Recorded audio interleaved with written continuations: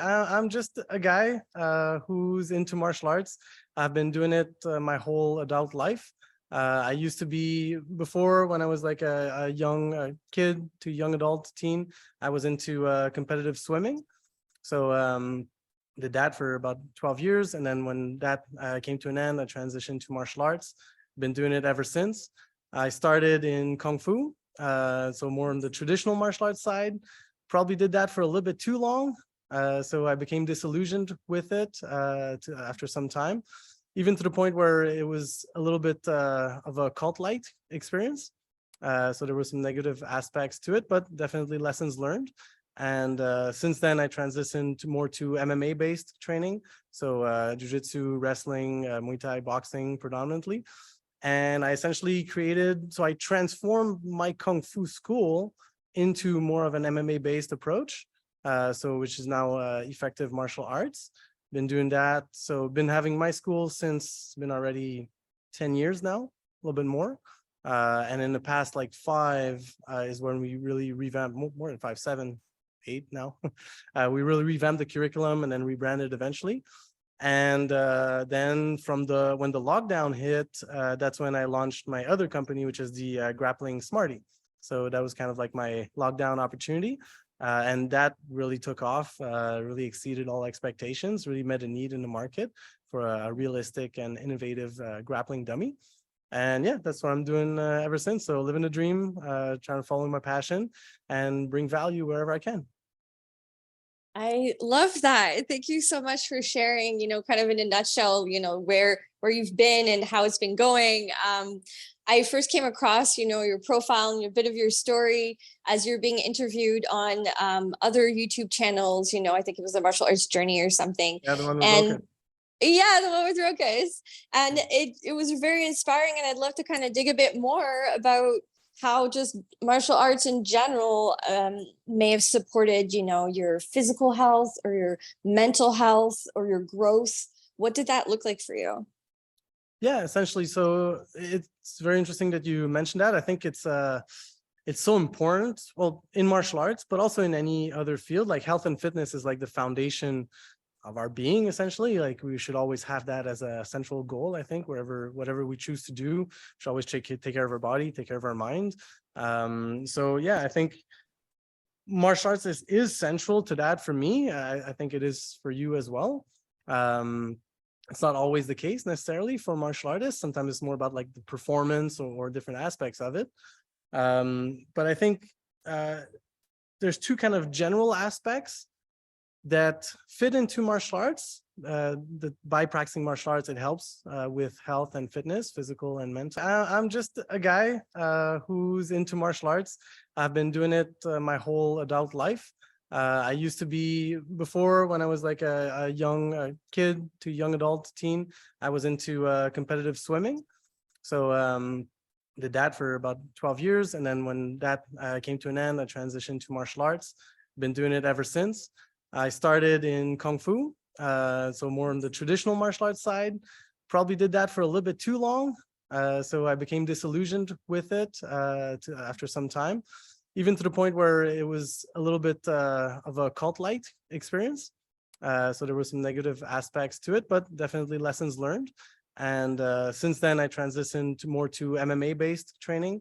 So jiu-jitsu, wrestling, Muay Thai, boxing predominantly. And I essentially I transformed my Kung Fu school into more of an MMA-based approach, which is now effective martial arts. Been doing that. So been having my school since, been already 10 years now, a little bit more. And in the past like 5 is when we really revamped, more than 5, 7, 8 now. We really revamped the curriculum and then rebranded eventually. And then when the lockdown hit, that's when I launched my other company, which is the Grappling Smarty. So that was kind of like my lockdown opportunity. And that really took off, really exceeded all expectations, really met a need in the market for a realistic and innovative grappling dummy. And yeah, that's what I'm doing ever since. So living the dream, trying to follow my passion and bring value wherever I can. I love that. Thank you so much for sharing, kind of in a nutshell, where you've been and how it's been going. I first came across, your profile and a bit of your story as you're being interviewed on other YouTube channels. I think it was the Martial Arts Journey or something. Yeah, the one with And Roka. yeah, the one with Rokas. And it was very inspiring. And I'd love to kind of dig a bit more about how just martial arts in general may have supported, your physical health or your mental health or your growth. What did that look like for you? Yeah, essentially. So it's very interesting that you mentioned that. I think it's so important. Well, in martial arts, but also in any other field, like health and fitness is like the foundation of our being, essentially. Like we should always have that as a central goal. I think whatever we choose to do, we should always take care of our body, take care of our mind. So yeah, I think martial arts is central to that for me. I think it is for you as well. It's not always the case necessarily for martial artists. Sometimes it's more about like the performance or different aspects of it. But I think there's two kind of general aspects that fit into martial arts. That by practicing martial arts, it helps with health and fitness, physical and mental. And also there's a specific aspect to martial arts that I think brings something that other fields do not. So essentially, the first, like with fitness, is strength and conditioning. I think this is really a central part of martial arts training. It is for me. I mean, you can be in great shape and not be a martial artist, right? Some people just are really adept at fitness training. They go to the gym, they work their cardio. So they do what they do to be in great shape. Some do it with other sports. So most athletes needs to work on their strength and conditioning as well, because it's like the tool that you work with. You want to sharpen the saw constantly to be able to do the activity that you're doing. But I think it's probably, in a sense, even more true for martial arts because, especially when you talk about like an MMA-based training, it really touches upon so many facets of fitness that you need to work on. So you need to be strong, you need to have endurance, you need to have great cardio, flexibility, agility, balance. So you need to work on all those things at the same time, which is great because it forces you to work on those things and to be in great shape. By association, I find by training our fitness, I think that's the best kind of recipe for mental health as well. Every time, like sometimes for different reasons, I can't train for a few days or, I kind of get into a little bit of a slump. As soon as I get a good workout in, it just immediately enhances the mood, right? So by doing that through martial arts, sometimes a martial arts training, most of the time, is a great fitness training in and of itself. So you work your cardio when you're putting your rounds in and doing your drilling, but also doing your like support training, your strength and conditioning is also a great way to enhance your mood and your general outlook and your mental health. So that can be achieved by other means than martial arts, but I think it's really, martial arts is really conducive to that. Work on your fitness and your mood. And the other aspect that how it helps with feeling good is the social aspect of it. Yeah. So, and again, that could be achieved with other activities. So you go to a baseball club or basketball, you'll meet friends and you'll have a nice social circle. I think this is also true in martial arts, maybe to a greater extent, or I don't know, it depends on the organization, but I find like the bonds that we create through martial arts are generally, or can be really positive, and people helping each other and working together and sweating together and supporting each other. So that gives us kind of it feels good to be, it feels good to help other people, it feels good to work with other people and generally like having positive social interactions. And then the aspect where martial arts I find is more specific and where it really helps in terms of health and fitness, and especially is in the aspect of confidence. So I find that it feels great to know that you can handle yourself in a situation, right? So, and that only comes from actual skill that you build in the gym. So when you put in the rounds, you play with people that are bigger than you, stronger than you, but you can control the situation, right? Whereas it's in striking, you can manage the distance, you can avoid getting hit, and you have that skill, you can place your shots. You know you can defend takedowns. You know you can take it to the ground. You know you can control a guy. You know you can submit him if you want to. I find that's the ultimate confidence builder, because obviously it doesn't make you invincible, but I find it's like the closest thing that we can have to a superpower. It's like Yeah. it's the closest thing that's actually available. That's not like fantasy. And by working on that, it really, yeah, it makes you feel great, because you know that whatever happens, or most situations, you can get out of. So it just transpires, and yeah, it gives you confidence that can translate in other areas as well. Oh, I love that. It's so true that you can feel strong in your body, and then that translates outwards. I Yep. just wanted to kind of pick a little bit. You touched on the notion of community. How do Mhm. you build community in your sphere? Essentially, it's just by trying to help other people, right? So bring value to other people. So whereas if you're a student going to a school or a gym, just trying to be like a positive influence with your peers. So whenever you're training with someone, try to be nice to them. You give them a hard time if they're good. You try your best to do your techniques and then make your techniques work, but also you try to make it worthwhile for them, right? So especially when you start having more skills, you'll encounter a lot of beginners and people who are just starting out, or you're naturally going to be better than other people. Well, in those interactions, when you get to train with those people, make sure they get something out of it as well. And it's a tip here and there. Maybe you slow it down, you let them work whatever they're trying to work. And I find if you take care of the people and you kind of share, it's something we do together. And the more you help other people, the more they will help you, and the more it's like it's a positive cycle, right, where everybody gets better together. I find if you do that, you'll build very strong connections. People will see the value in training with you. And it's even more true as you start becoming a coach or instructor, assistant instructor, whatever the case may be, especially if you eventually have your own gym or own school. Then your sole purpose essentially with your students is really to bring value to them. And naturally they'll enjoy you for it, because everybody wants to get better. Essentially, that's why we do this.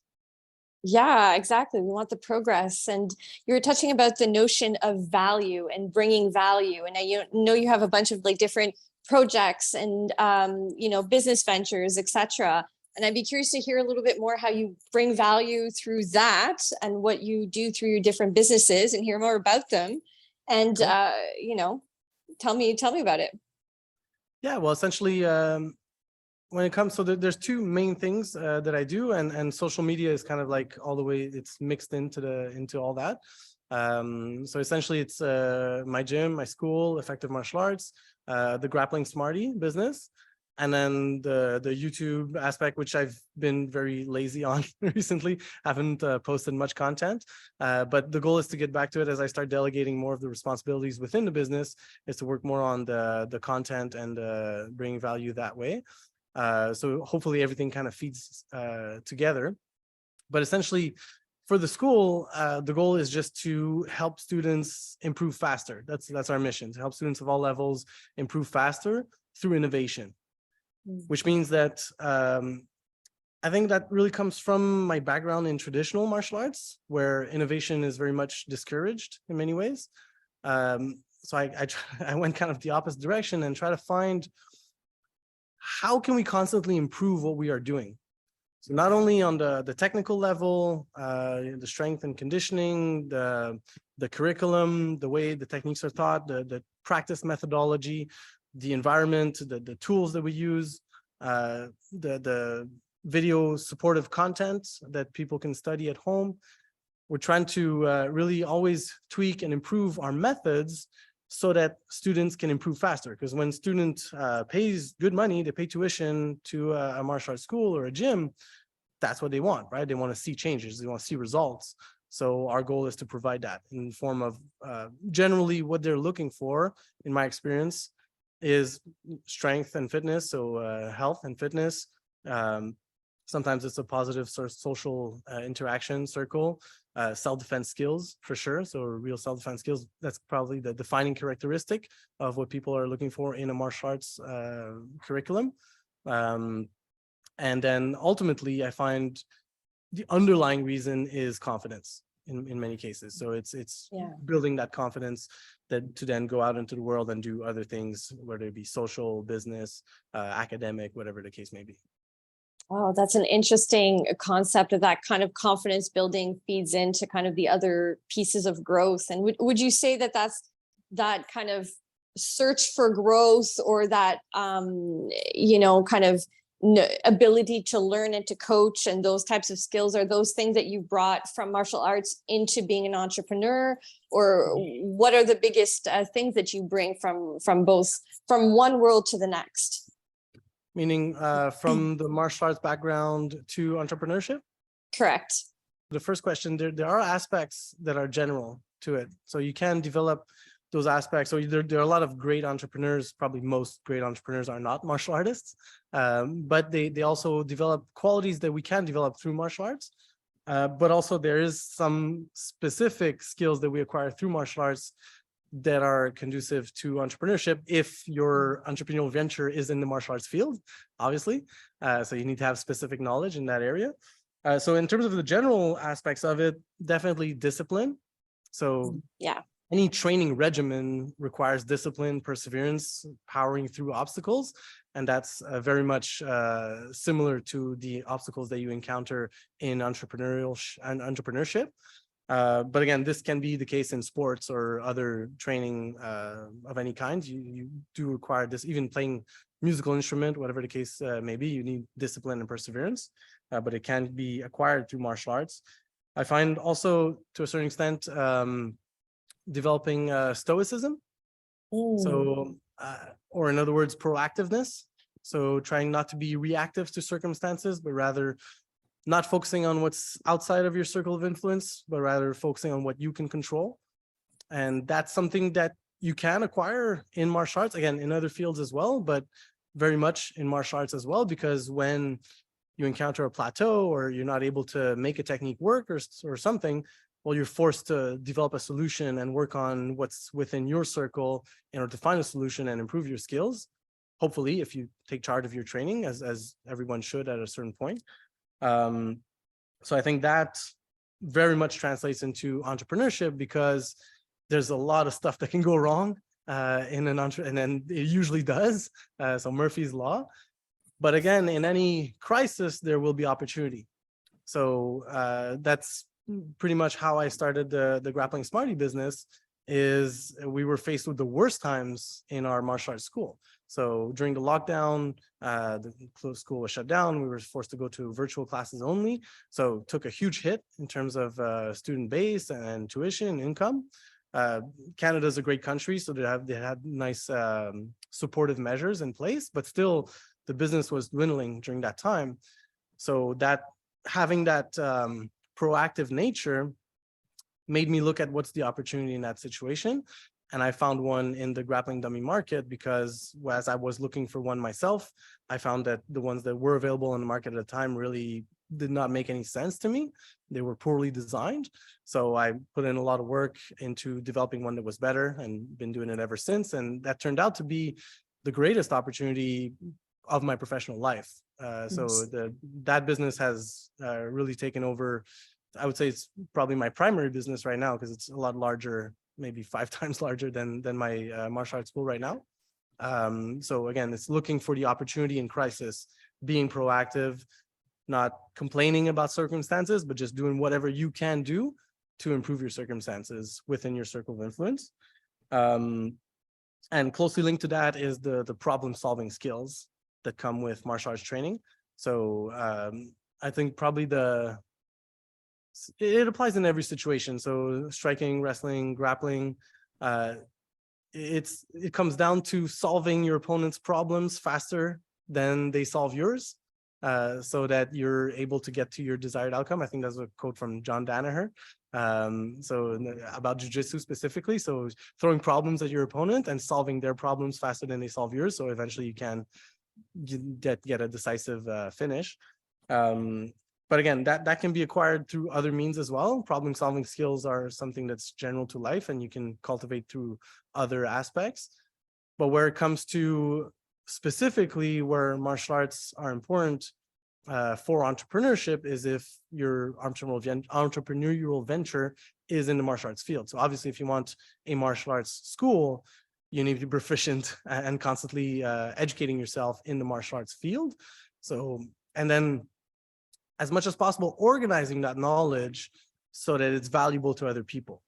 So just a bunch of knowledge, like knowledge is everywhere, and knowledge is cheap, but organized knowledge has value. So if you're able to, and that's what I did, and that's how it helped me with my school. It's structuring a curriculum in a step-by-step way, identifying what's the main aspects that people need to work on first, strength and conditioning, positional awareness, so stances in every situation, relative position with an opponent, basic escapes, basic positioning, control in all those situations, and then building on that kind of scaffolding with more specific knowledge as you move forward. So the more it's organized, the more you can absorb knowledge, integrate it, classify it, organize it, and then deliver it in what's most valuable to people first.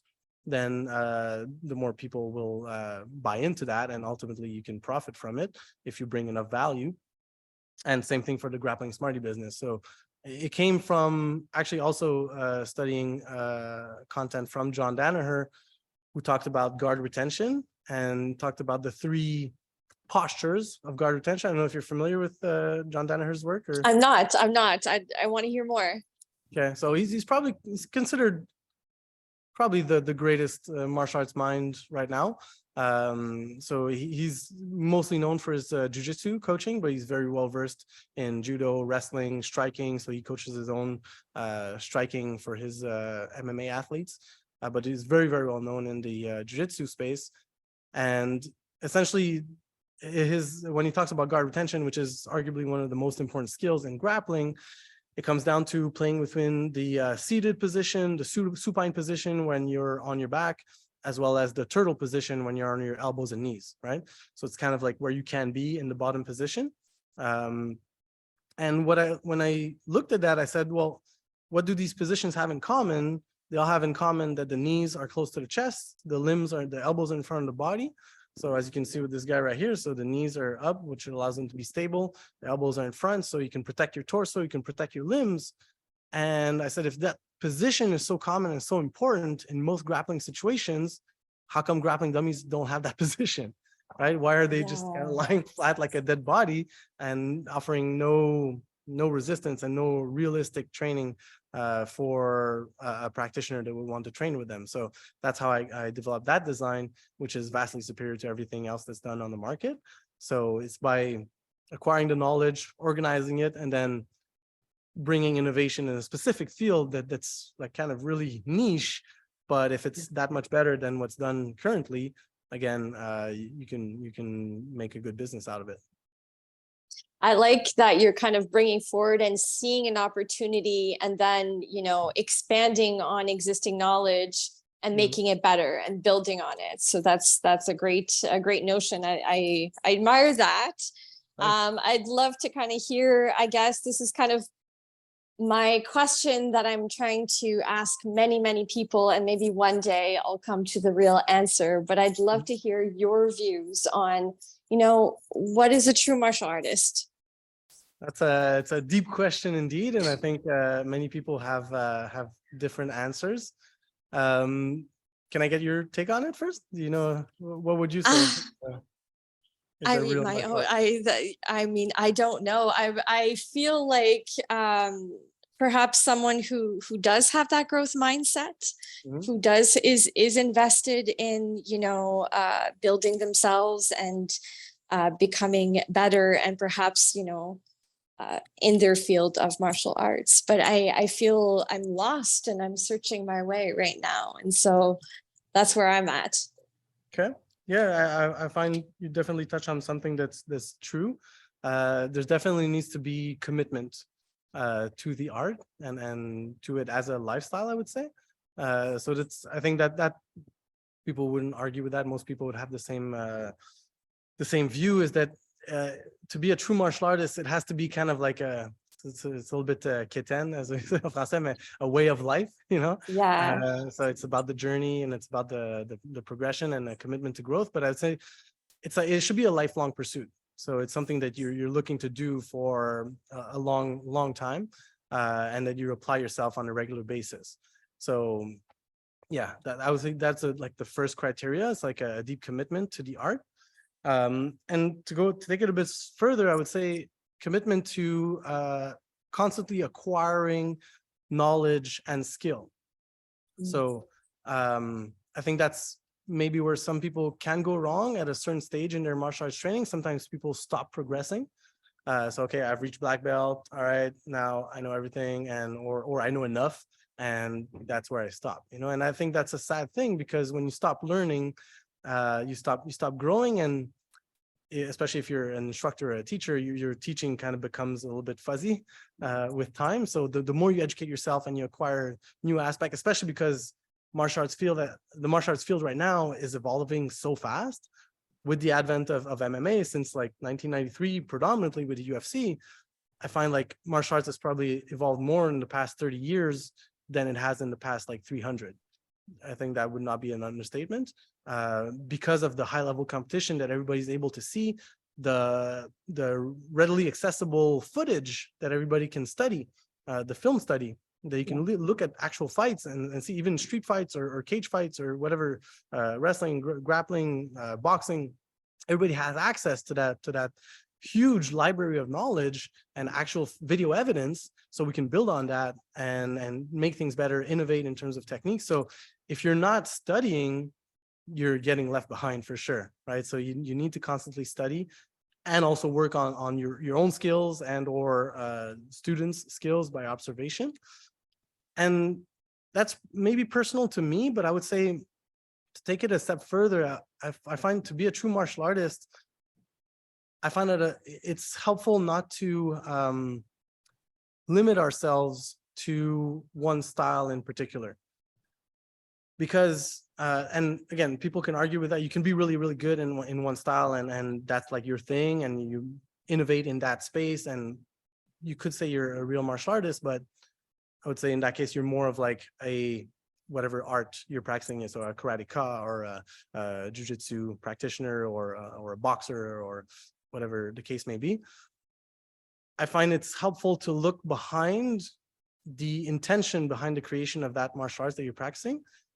And all martial arts essentially have the same end goal, is to develop actual fighting skill, right? Hand-to-hand combat predominantly, some with various weapons, but the ability to protect oneself, protect our loved ones. And I find to be a true martial artist, in my opinion, is to be closer to that ideal, to be open to any technique, knowledge, principle, training methodology that's in any style. And it's like the point of view of Bruce Lee a little bit, or that he was one of the first to put forth. I don't know if you're familiar with his work, Tao Jeet Kune Do, stuff like that.